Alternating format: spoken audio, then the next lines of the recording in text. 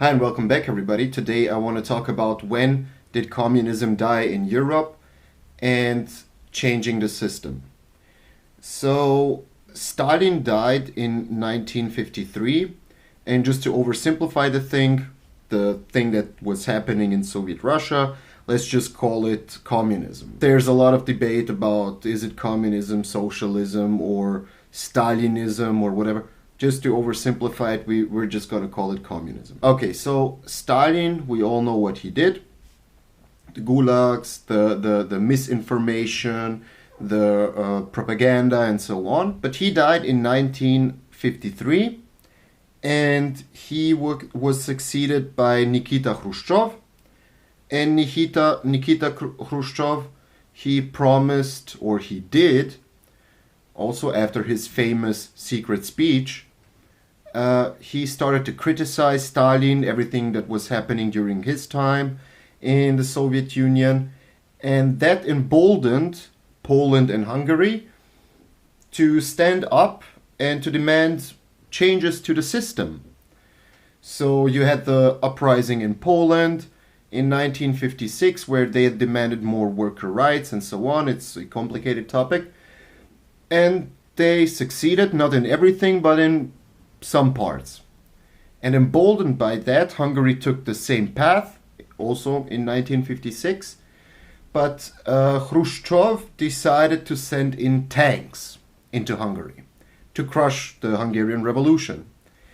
And after fighting in Budapest and so on, the system won. So the revolution was crushed, the people got exiled, died, and so on.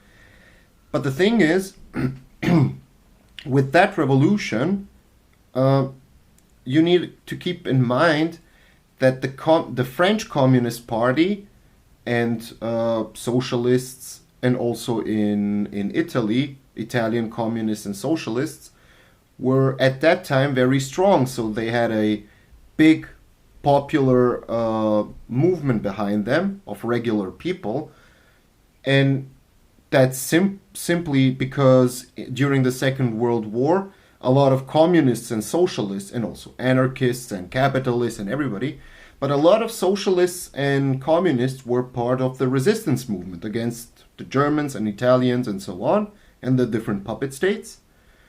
So they had a strong influence inside of the general population, but they were not directly under the control, but they had the Soviet Union had a big influence on them. And because of the invasion of Hungary in 1956, a lot of the people who were supportive of communism were questioning the system, like, Polish people and Hungarians, they demanded change, and why did the system, communists, why did they send in tanks to crush it?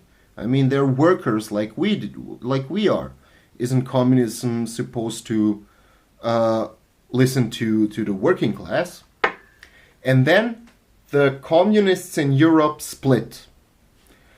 You had the ones that supported the intervention by the Soviet Union and other communist states inside of the Warsaw Pact. And then you had the ones who said, no, violence, just to keep the system afloat, violence isn't the option. So that was actually a big hit on communism inside of Europe. So the revolution in Hungary. Why? Because Khrushchev, with his de-Stalinization, he promised change. He promised that he and the system that Stalin built during his years, that the system and how the system functions and works would change. Not fundamentally, but change. And after a few years and so on, in 1968, Brezhnev came to power, and during the reign of Brezhnev, there was also a worker or popular uprising in Czechoslovakia, and it was almost the same pattern. people in Czechoslovakia wanted change, and so on. And the Soviet Union or the Warsaw Pact sent in tanks and troops.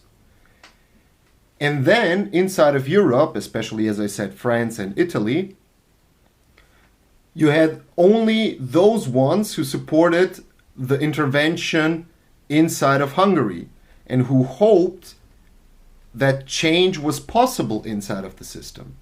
So they were like, okay, intervention in Hungary was okay, blah, blah, blah. And then, what, approximately 10, 15 years later, they see another intervention in another country. And that's when the communists and socialists in Europe split even more. So the ones that were supportive, today they call them tankies, the term reappeared again, but the tankies that were left inside of the socialist movements and communist movements in Europe, they split even more. Because some people realized, no, that wasn't the only intervention that the Soviet Union and the communists are going to do, like in Hungary, but they're willing to repeat it again. Also, when the leadership changes, the system doesn't change. And the last blow that the Soviet Union had was in 1986, and it was the Chernobyl disaster, nuclear disaster. Why?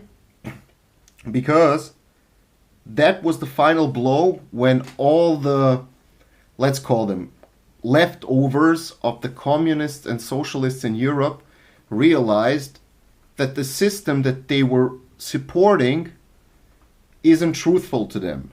Why? Because the leadership during that time in the Soviet Union was trying to cover up the explosion and everything, so that led to more people dying and so on. Now, what can we learn from it today?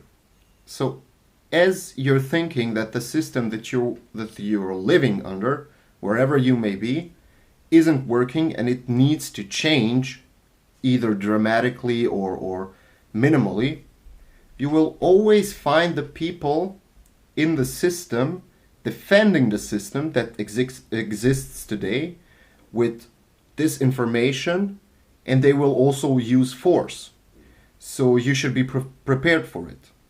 And the second thing is, as we saw in this example, the people, ordinary people like you and me and your neighbors, some people will defend the system no matter what. But as the system shows its real face, with either using violence, disinformation, and so on, and any other tactic, there will be fewer and fewer people defending that system. Like in the case Hungarian Revolution, fewer people supported the communists. And then after that, the Czechoslovakian Revolution, the Prague uprising, even less people supported the system. And then after Chernobyl, almost nobody supported the system. So although we take the fall of the Berlin Wall as the symbol of the fall of the communism in Europe as a symbol, and it's true, like the communist states didn't exist anymore after the fall of, or most of them didn't exist after the fall of the Berlin Wall. The fall of the ideology and the fall of the system was actually a graduate one with a lot of things that happened, and the important thing is how the system reacted to the change. So when you see the people in your community or country who are defending a system that's failing again and again, and it's failing in an open way so that everybody can see it, they're no different than the communists and the Stalinists that were back then. So yeah, see ya.